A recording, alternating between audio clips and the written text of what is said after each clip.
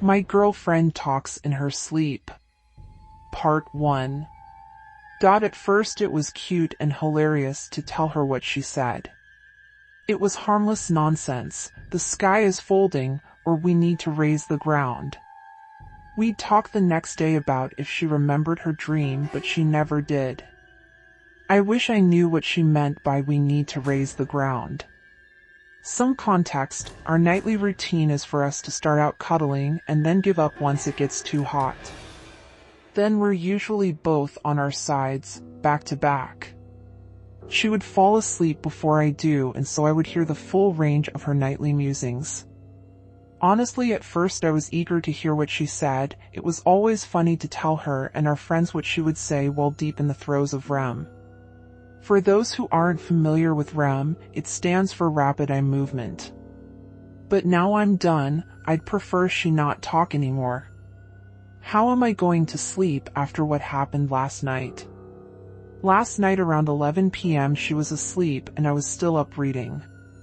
Back to back, I hear her mumble something under her breath. I couldn't quite make out what she said, but I lean over from my book to peek at her face, and she is sleeping soundly. I return to my book, get absorbed back into its pages.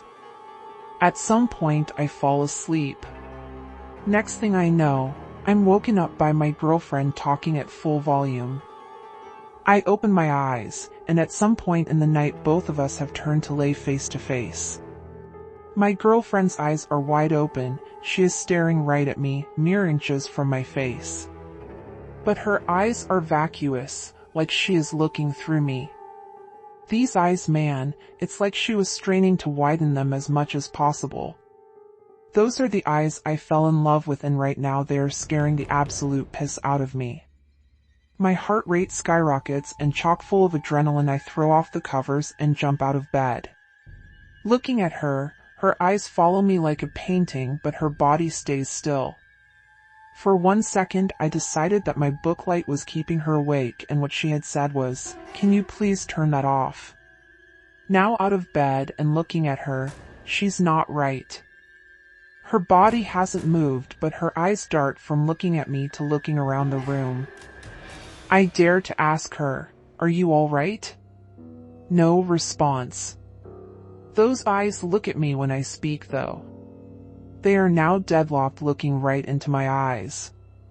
Her breathing hasn't changed. That is a sleep breathing for sure. That's when, while looking right at me, she says in a too deep voice, "Come back to bed, dearie." My girlfriend has never called me dearie before. We have pet names, sure, but they range from pumpkin, baby, to cupcake.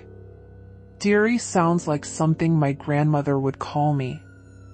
I decide I'll get more information before I climb back into bed with a potentially possessed girlfriend. "Are you awake, sweetie?" No response. The eyes dart from me to the wall, to the door, and then the ceiling.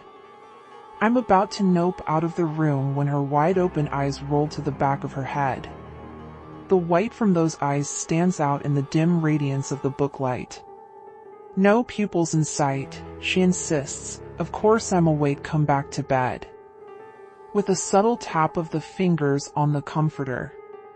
Looking at her fingers now, I'm starting to come around.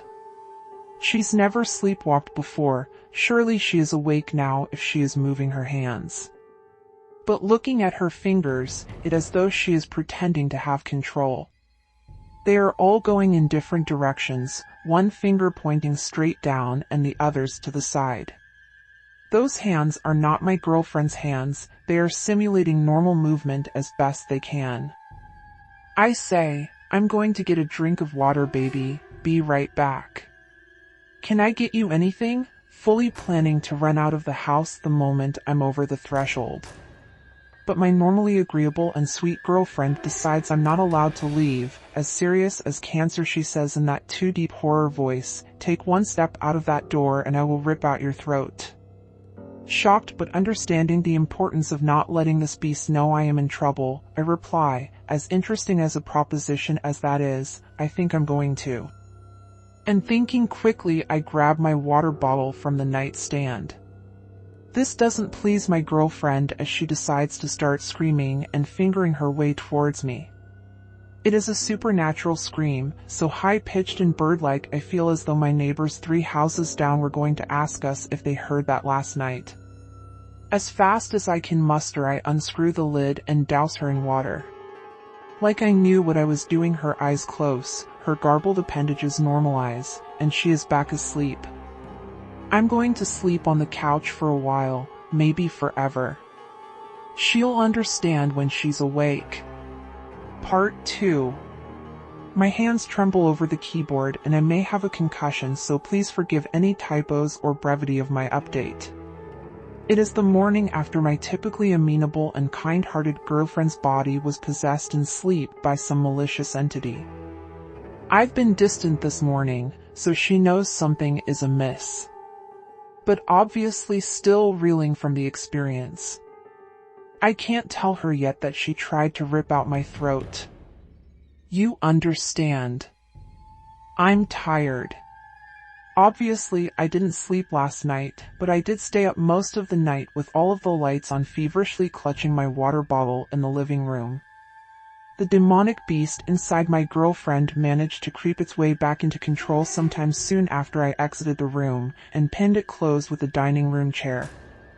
Given her eye movements and the activation delay, my theory is that the beast is allowed control during REM. It spent most of the evening attempting to coax me back into the bedroom, this time with a pinch more emotional intelligence, calling out to me in what was as close to my girlfriend's normal voice as it could manage. Come to bed, sweetie. Why are you sleeping on the couch again? I decide I'm not going to validate this demon with a response. But moments later, the too deep sinister voice is back. If you don't open this door, I will slit the cat's throat. Crap. I forgot about the cat. He's still in the bedroom, probably cowering in fear, hissing in the corner to no avail.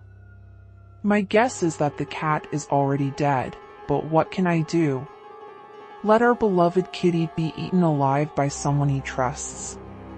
I've seen enough horror movies to know that this is the moment I have to decide to do something dumb and heroic, or die on screen while everyone yells about how much of an idiot I am for opening the door. I may have a little more sympathy for these characters now. People thrust into impossible situations are forced to make impossible choices.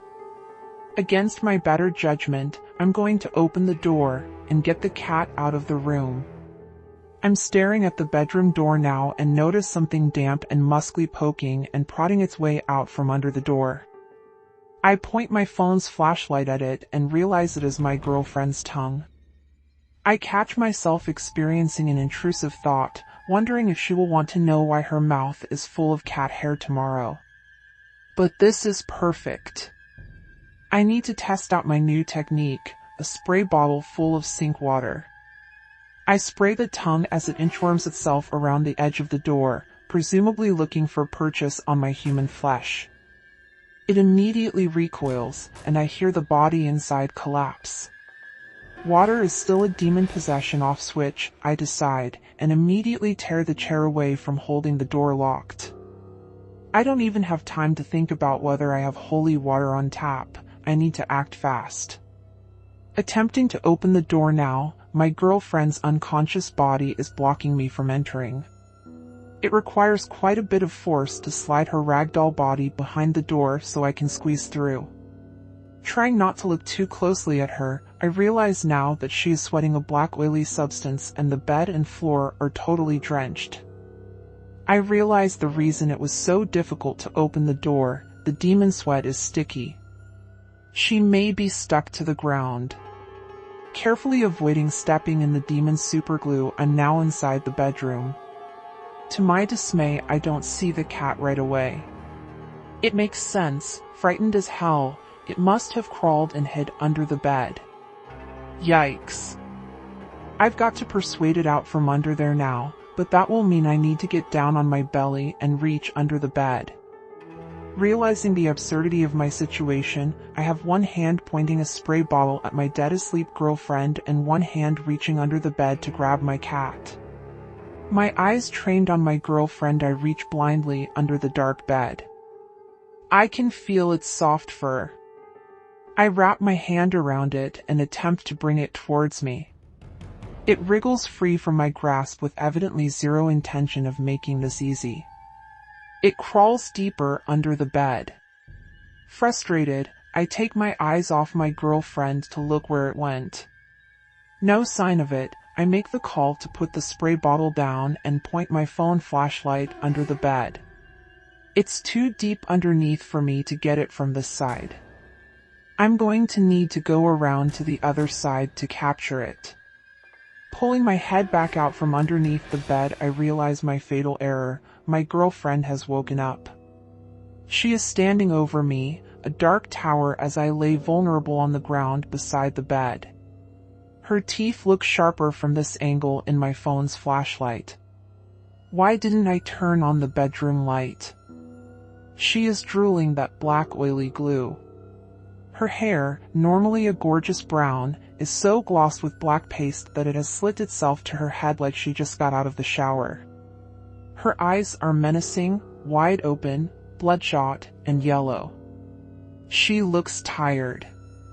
I'm tired too, but it's time to go.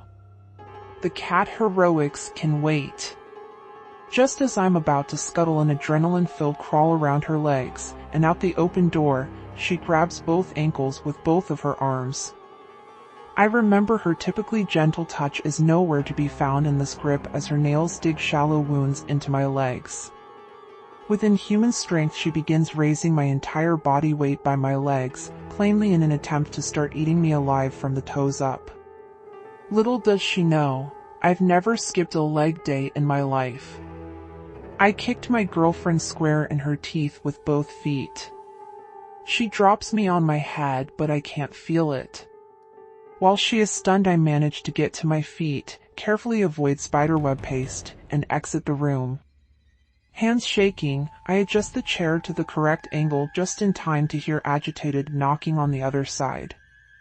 Baby, come back to bed, it's late, you're going to be so tired at work tomorrow, all of that, and I didn't even get the damn cat out?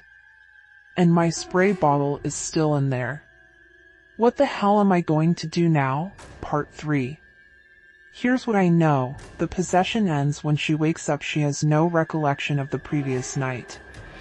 Water disables, but only momentarily, maybe 2 or 3 minutes. The black ooze, she drools, and sweats while possessed evaporates.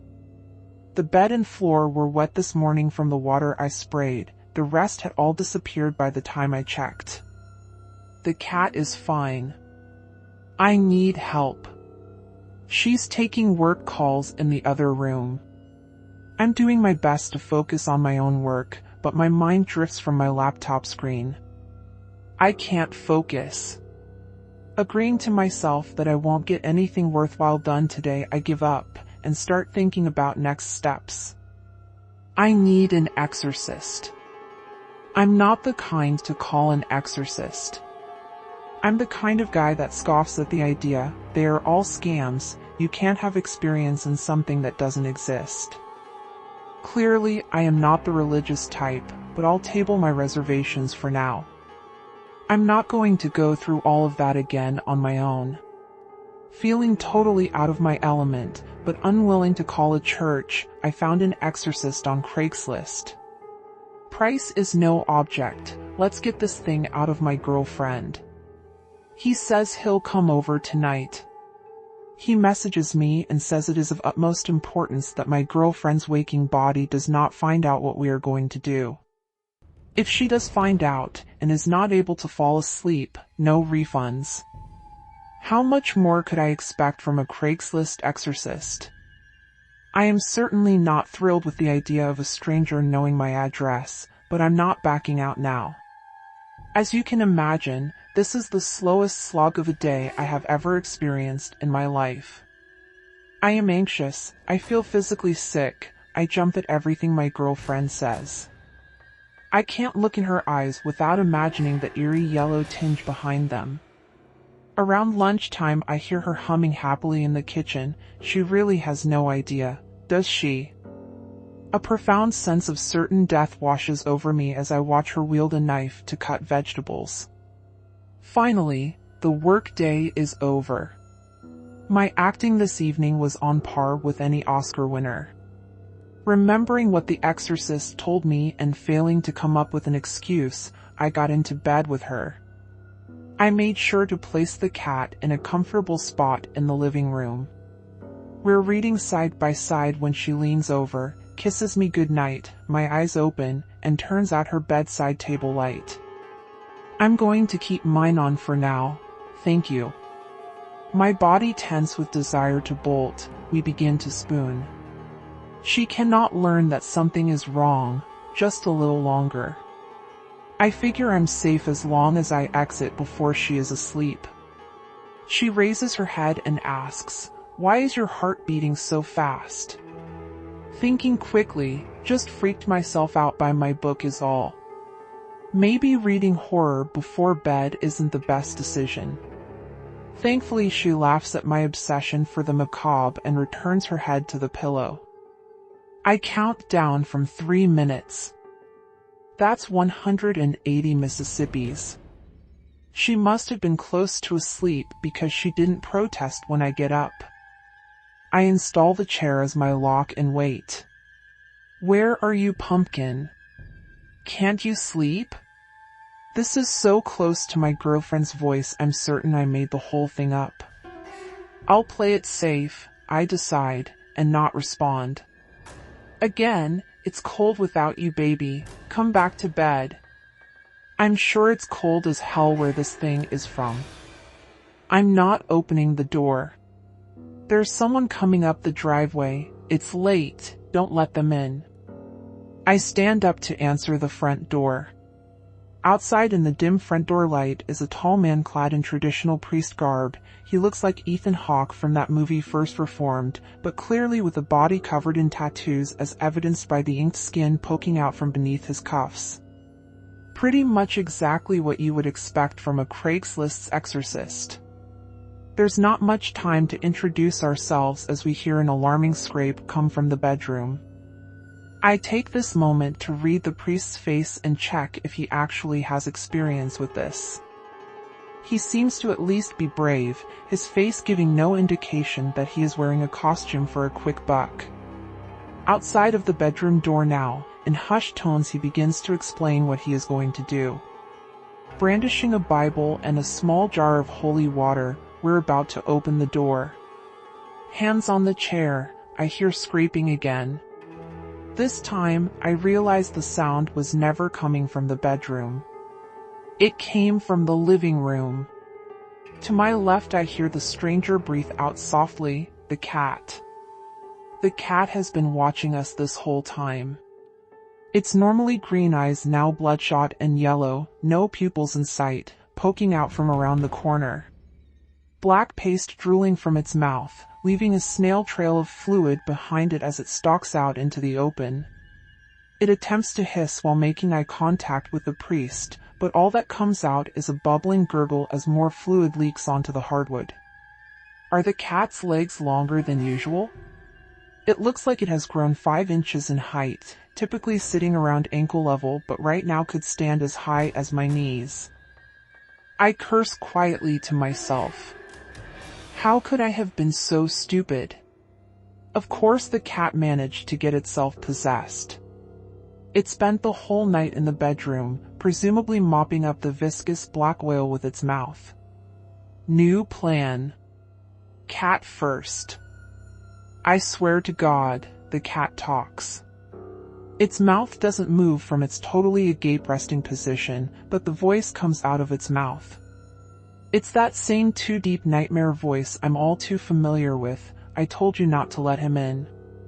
Just then my girlfriend decides she needs attention again. A consistent rapping of knuckles on the door.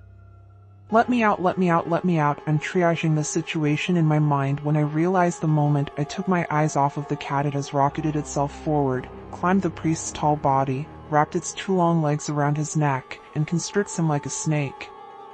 It maintains dull eye contact with me as I look on in horror. The priest drops his Bible and holy water on the ground, attempting to tear the cat's octopus-like legs away from his neck. He succeeds momentarily and cites what I assume is a Bible verse. The cat puts a stop to this with a quick navigation of its tail deep down into the priest's throat. Coughing and hysterical, he can't manage to escape its impossible grip, claws digging bloody fissures into his neck. My turn, as I grab the holy water from the ground and grapple with the cat's jaw, pouring the contents of the jar down its slime-obstructed throat. Immediately, the cat falls to the ground like a corpse. Legs splayed in every direction, it lays on the ground, defeated for now. Once the cat is safely inside its travel carrier, the priest and I share a grim look. I ask him if he's ever dealt with this kind of thing before. Rubbing his neck, of course, 1,000 times. It takes a great deal of conviction for me to not physically roll my eyes. Glad to have you around then. Part 4. Slime tendrils seek blind escape from air holes in the side of my travel carrier as I explain to the priest not to swallow any of the black liquid. I think there may not be much hope for him now that my cat's tail has penetrated deep into his throat. But we can discuss this later. My train of thought is interrupted by the sobbing harassment of a girlfriend possessed in the bedroom. You don't love me. You never loved me. The doorknob shakes with dreadful force, tremors ringing through the hallway. Fingers emerge at the bottom of the door, viscous oil dripping from under splotched fingernails. Open this door or I kill the girl. The fingers vanish. A pause. Breaking glass from inside the room. Is it planning to jump out of the window? Surely it is bluffing. We are on the 3rd floor. Like any parasitic creature, it wouldn't gravely harm its precious host. There is a renewed sense of urgency at this threat, but I am at a loss. We poured holy water down the cat's throat, but its body has already turned into an abomination I can only describe as the alien from The Thing. I wonder to myself if one of those squirming legs is going to detach, sprout a blinking eyeball, and hide in the vent. I feel helpless. I can't stay up all night misting my girlfriend like she is a damn pet chameleon for the rest of my life. Still out of breath from being choked by my cat, the priest manages to wheeze, we need to open the door. What will we do? Water stops her, but only for a minute. It's too dangerous to perform the rites while she is in this form. We'll get her in the shower, and then restrain her. This is a good idea. Why didn't I think of that? Feeling a touch more brave as the priest increasingly proves himself as an asset, I begin to remove the chair. Thank you, baby. Why did you lock me in here? I have been so scared my subconscious will forever be unwilling to separate the pleas of a demonic beast from the genuine pleas of my loving girlfriend.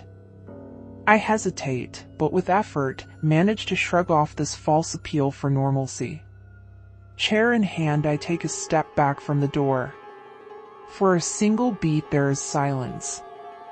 The latch clicks. She is opening the door. Shining, black-slicked hair emerges, covering her face in totality through the crack in the door.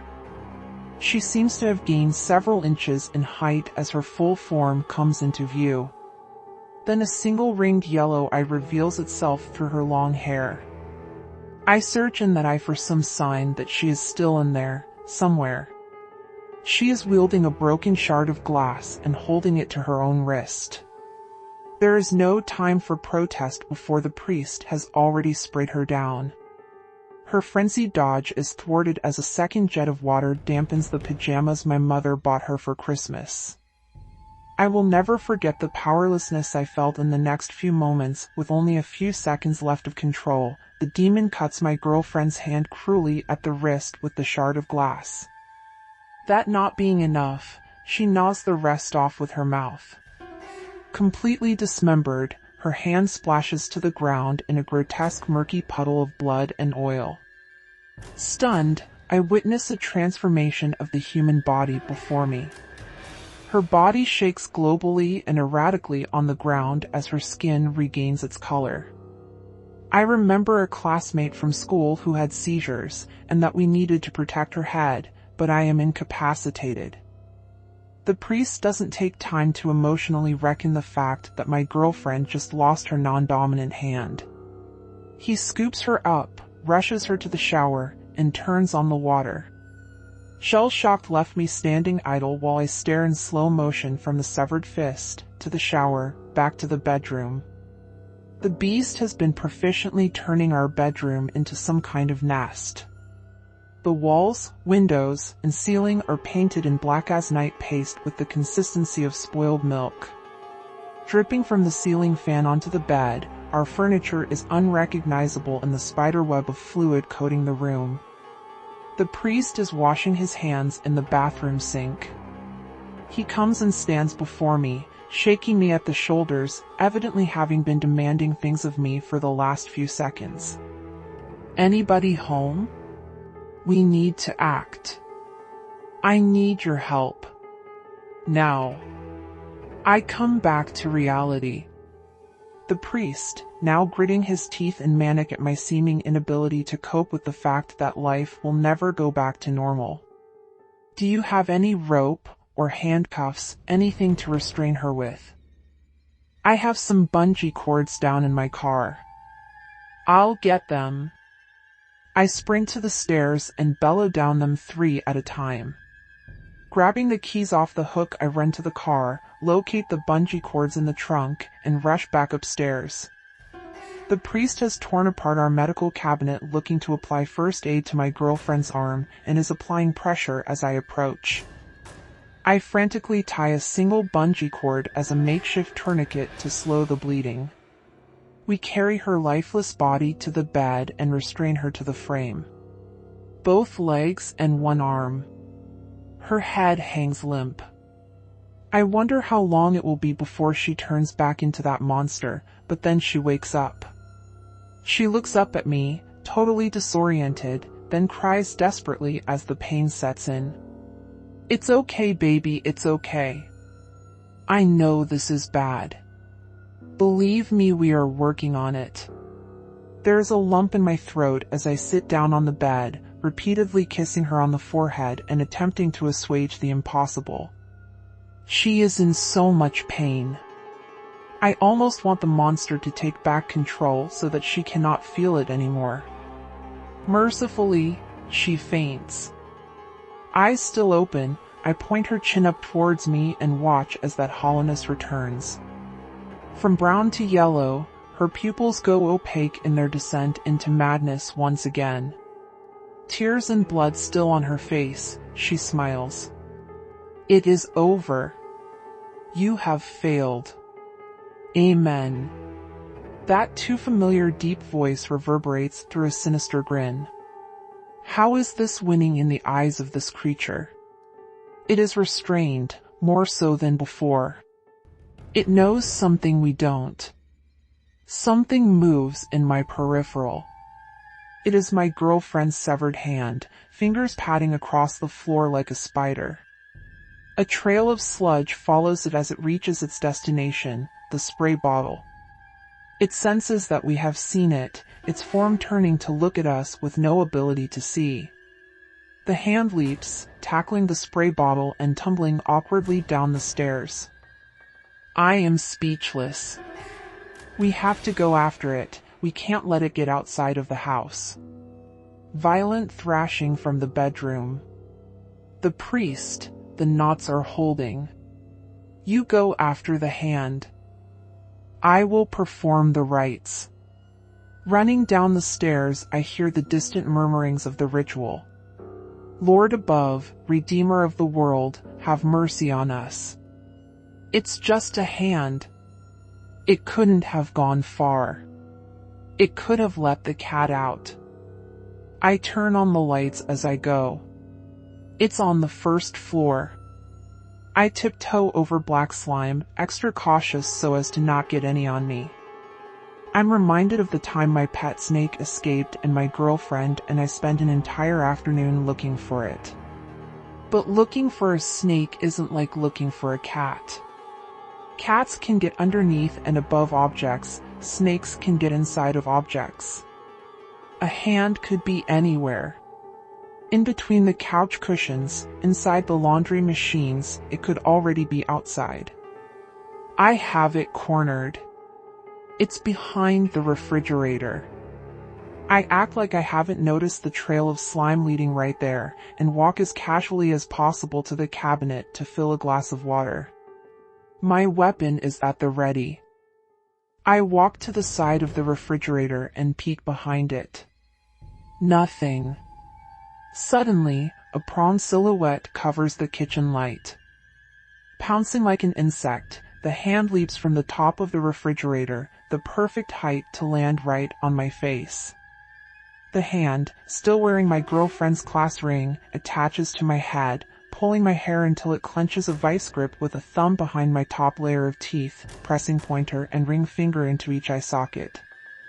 I drop my glass on the ground. It takes both hands to remove the hand from my face and throw it as hard as I can against the wall. My vision blurred, I pick my girlfriend's disoriented hand up from the ground and run water over it in the sink. I splash water in my face and wash out my mouth as best I can. Harried, I fill a cooler with ice and water and throw the hand inside.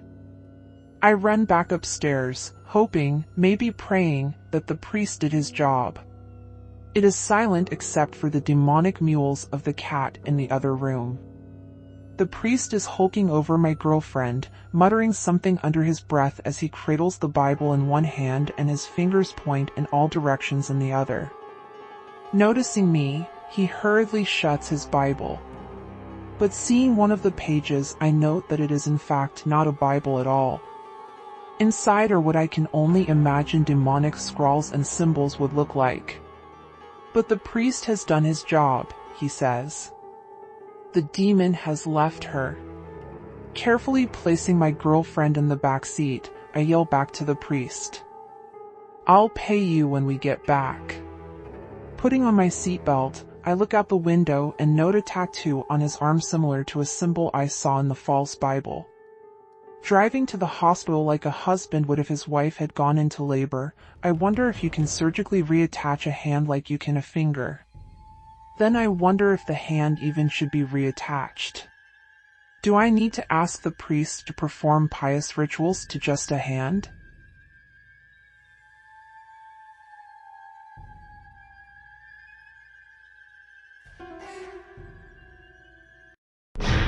Hey guys, Nemesis here.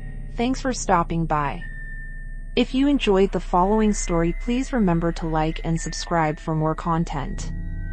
Also, let me know down in the comments your thoughts of the story and if there is a particular type of story you would like to have read. If you have a story of your own that you would like to have read, you can submit them to the email in the description. Until next time.